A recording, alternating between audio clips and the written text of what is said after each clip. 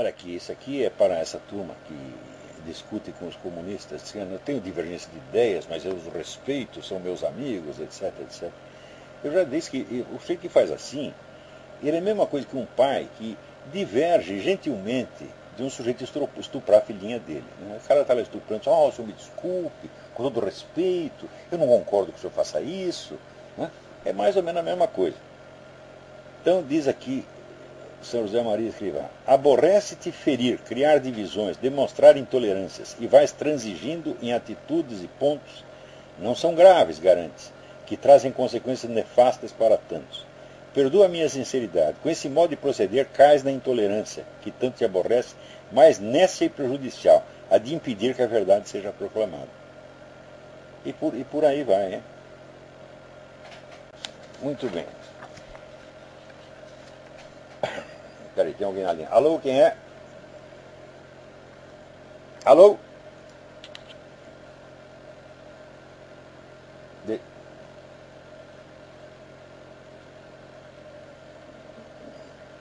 Alô, não estou ouvindo nada. Fale mais alto. Todos os volumes estão aqui no máximo. Alô? Fale mais alto. Alô, André. Ah, tudo bem, estou ouvindo agora. André, tudo bem? Não, olha só. Eu andei conversando com os companheiros meus, inclusive de Cuba, no Foro de São Paulo. Eu gostaria de saber o que é a denúncia, a acusação contra o Foro, que eu não consigo entender o porquê não pode haver uma associação latino-americana para unir as Américas no futuro dos próprios latino-americanos. Ah, pode, perfeitamente, pode, perfeitamente. Já vi que você é um puxa-saco deles, mas em todo caso vou te responder. Pode perfeitamente, não há problema algum. O único problema é o seguinte: quando você ajunta partidos legais com organizações criminosas, como por exemplo as Farc, que são o maior fornecedor de cocaína no Brasil, você está fazendo com que a política e a ilegalidade sejam a mesma coisa. Segundo, quando você emite manifestos em defesa dessas organizações criminosas, você está dando respaldo à atividade delas. Você leia as reportagens que já saíram anos atrás, a confissão do Fernandinho Beiramar, de que ele anualmente trocava, né, armas do Líbano por cocaína das Farc para distribuir no Brasil. Você acha que está certo um ministro, um deputado, entrar em conversações e associações com esta gente para obter vantagens mútuas? Esse é o primeiro ponto. Segundo ponto, há 23 anos, o Foro de São Paulo não só realiza assembleias anuais, mas grupos de trabalho que se reúnem 2 ou 3 ou 4, tá certo, por mês, em vários lugares do país. Então transporta essas pessoas, hospeda em hotéis, faz publicações, etc, etc. E ninguém sabe de onde veio o dinheiro para fazer isso, porra. Há 23 anos. Você imagina o tamanho dessa despesa? Quem pagou isso? Foi as Farc? Se for as Farc, é dinheiro do narcotráfico. Se for o governo brasileiro, foi o governo desviado, porque você não tem uma ordem de serviço, uma nota fiscal, não tem contabilidade nenhuma. Então, terceiro, vamos lá, peraí, terceiro. Você lê o discurso que o Lula fez no 15º aniversário do Foro, e ele diz o seguinte: fomos nós que colocamos o Hugo Chávez no poder. Então, ou seja, essa entidade, ela está interferindo, o governo de um país está interferindo diretamente na política do outro, ainda tem a cara de pau de confessar, só que ele só confessa entre amigos. Então, tem isso e muito mais coisa. O Brasil não pode. Como é? Por que os Estados Unidos podem e o não pode? Primeiro... Peraí. Estados Unidos pode o quê? Felipe de Jesus Pereira Cruz, que é um sociólogo cubano, que é meu amigo, que está no livro do Fernando Moraes, documentando tudo. Cara, se mantém. Do que você está falando? Né? Ora, vocês comunistas, vocês são tão cara de pau que vocês dizem o seguinte: o livre comércio é a praga da humanidade. 2 minutos depois dizem: o que está acabando com Cuba é o embargo econômico. Vocês não têm vergonha na cara? Você tem que escolher uma coisa ou outra, porra. Afinal de contas, o imperialismo prejudicava Cuba quando ele estava lá e comerciava com Cuba, ou prejudica agora que parou de comerciar? Outra coisa, o embargo impede que americanos ganhem dinheiro em Cuba, mas não impede que enviem dinheiro a Cuba. E todo ano saem centenas de milhões de dólares, tá certo, de exilados cubanos que mandam para os seus parentes que ficaram lá e que o governo pega uma parte.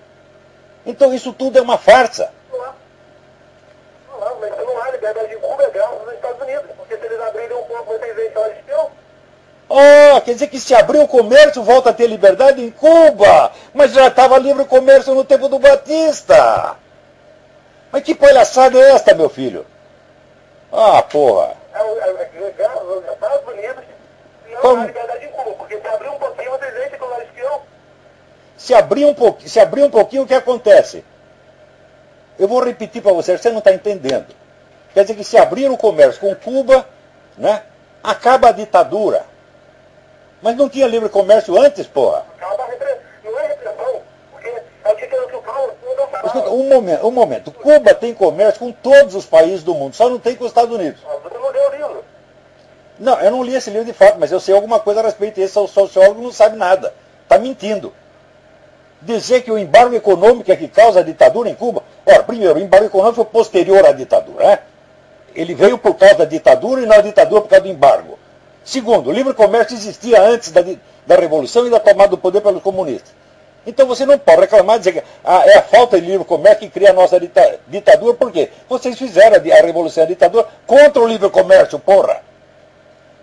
Não, Batista colocou uma ditadura sangrenta lá, está tudo documentado. Sangrenta, compara o morticínio no tempo do Batista com o que veio depois, porra! Meu Deus do céu! Não, documentado. Está documentado, sim. Está documentado que o governo Fidel Castro é responsável pela morte de pelo menos 100 mil pessoas. Veja o livro do historiador americano, da coleção grande, contando tudo o que o Batista fazia lá e como Fidel fez a revolução. Aquele livro que você... o livro do John, está vendo o que eu estou falando aqui? John o quê? É a referência. Aquele livro, aquele outro. Escuta, meu filho, mas essa coisa está documentada em centenas de livros. Livro é aquilo, não Está documentado em centenas de livros. Por que você acha que está documentado. a quinta parte da população cubana fugiu de lá? Eram todos ladrões e capitalistas?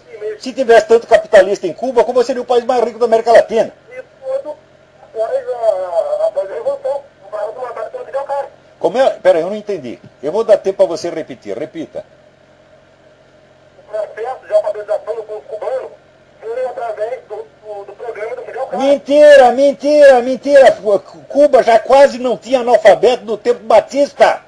Isso é mentira. Isso é mentira. Cuba era a quarta economia da América Latina. Hoje é a 24ª. Cuba praticamente não tinha analfabetos. Tá certo? Cuba tinha relações culturais com o mundo inteiro.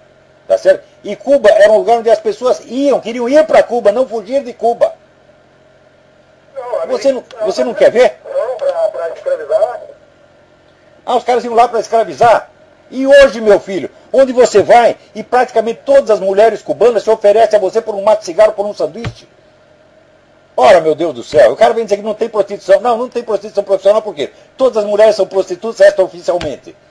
Tá certo? Quer dizer, é uma miséria absolutamente indescritível. É uma coisa abjeta. Então não é que tem prostituição em Cuba. Ele provou isso. Como é? O Fernando Moraes, no livro dele, ele provou que... Olha, eu conheço o Fernando Moraes desde antes de você nascer. O Fernando Moraes é um sujeito muito simpático, mas é um embrulhão formidável. Formidável, tá entendendo? E é um cara que sempre teve interesse nisso, ganhou muito dinheiro com Cuba, ganhou muito dinheiro com o comunismo, vive disso. Então, o Fernando Moraes, a credibilidade dele é zero. Ele pega aquele livro de uma Olga, mostra como se fosse uma militante coitadinha, quando na verdade era uma agente do Serviço Secreto Militar Soviético e ele oculta isso aí. Tem muitas outras mentiras. O serviço secreto era da ditadura brasileira, que você fala que não tinha nada similar ao título, mas tinha, sim, e a censura toda. Meu filho, você vai me ensinar alguma coisa a respeito de censura? Eu trabalhava nessa época no Jornal da Tarde, que era o jornal mais censurado. Mais censurado. Você não sabe merda nenhuma a esse respeito. Então, em primeiro lugar, o censor nem mesmo era permitido que entrasse na redação. Ele ficava numa mesinha na portaria. Ele, de vez em quando, cortava uma notícia que era liberada 1 ou 2 semanas depois. Isso era o máximo de censura que tinha. Só havia censura com relação a notícias relativas à guerrilha, que era para não atrapalhar a investigação. Opiniões jamais foram censuradas. Eu estava lá, eu vi. Ó, e se você quer saber, não quer dizer que fosse uma delícia, porque eu vivia com o cu na mão ali do que... quando se fechava a página para mandar para a oficina, a gente ia para casa pensando, porra, amanhã vão apreender a edição porque eu deixei passar alguma coisa que não era para deixar. Era essa angústia todo dia. Mas não tem comparação com o que é Cuba, meu filho. Havia jornais livres, havia... Olha, você pega a imprensa, chamada imprensa nanica, você tinha mais de 30 jornais de esquerda, semanários circulando livremente, durante anos. E aí, Johannes Santos, ela fala o que quiser em Cuba e tá andando pra lá e pra cá. Como é? É falta de liberdade. Dionísio Santos é perseguida pra caralho, você mesmo perseguiu. Rapaz, você foi um dos que foi lá jogar tomate nela. E outra coisa, a Ioni Sanches, ela não é exatamente oposição. Ela é uma pessoa que tem uma posição privilegiada, ela é oposição consentida, mas está cheio de gente na cadeia. Está cheio de gente na cadeia. Leia o blog Nota Latina e você vai ver os nomes de todos eles. E chega, vai. Ele me encheu o saco. Você é um moleque besta comunista, porra. Não ouve, não lê nada. Ele vem me citar como fonte. O Fernando Moraes, puta que pariu. O Fernando Moraes não é um historiador. Fernando Moraes é um propagandista do comunismo, porra. É um homem que vive disso há muitos anos. Né? É um sujeito muito simpático, muito agradável, mas que é um embrulhão, porra. Ele sabe que eu penso isso dele. Então, bom, eu acho que por hoje já encerramos aqui. Né? Talvez eu volte daqui uns 15 dias. Peraí, tem mais alguém na linha? Hã? Já falei. Tem mais alguém na linha? Não. Então é isso. Então até daqui 2 semanas ou um mês, se Deus quiser. Muito obrigado.